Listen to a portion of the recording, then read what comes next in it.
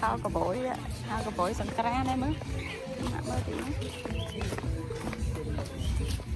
anh rất đá chết cổ thôi mà nè, rồi Bi ấy. Ôi cái miền ai sẵn cá cái vui lối như vậy. Ông rất ấy cái. Ta ngột nó hôn. Mà tệ bài bên sẽ bắt đấy. Đây kê. Bỏ vô.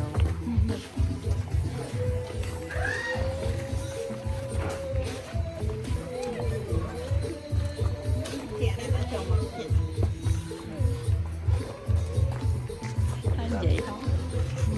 Dục mấy ôn dễ cho sóp. Máu. À lại không bền.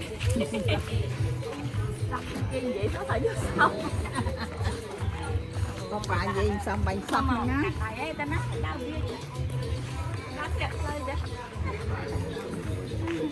Anh đang làm tô xanh đê đấy. Ở đây.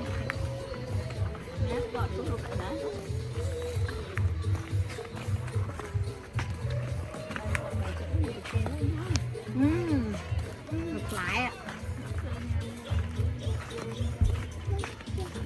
Bán mình mệt mệt.